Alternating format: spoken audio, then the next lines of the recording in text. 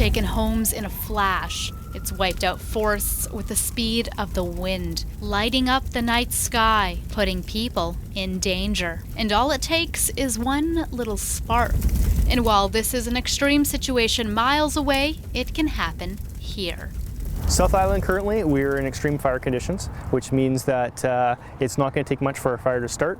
The forests are extremely dry, and we're seeing conditions that mean that the fire threat is the highest it can be. You see it, the wind changes directions, it quickly spreads to the other grass. Chris Aubry and Lance Cavan of the Langford Fire Department showed us how fast this sample of grass would burn in extreme conditions.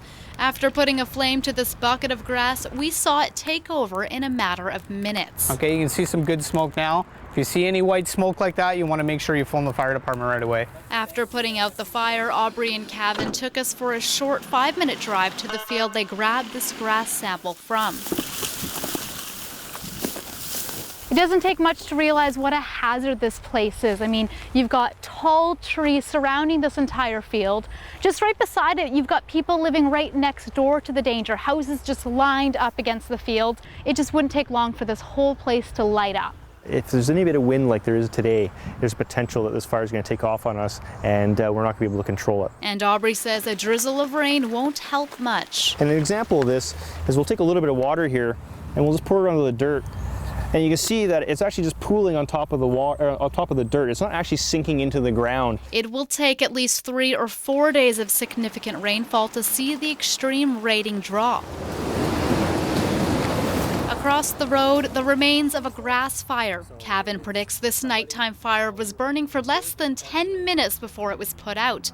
And because of high humidity in the evening, the fire didn't spread as fast as it could have. If this fire were to happen during the day on a day like today, it would have been double, maybe triple the size it is now. You know, in most cases, it's going to be human carelessness. We got unattended campfires, you know, carelessly discarded cigarettes, or somebody burning or doing something, you know, that maybe they shouldn't do in these really extreme conditions. So in these conditions, the Langford Fire Department is asking people not to toss cigarette butts out their car window and put them out in a safe area.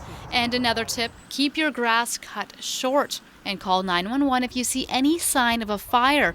And because each municipality has their own fire bans or restrictions, it's recommended you call your local fire department to find out what are the rules in your region.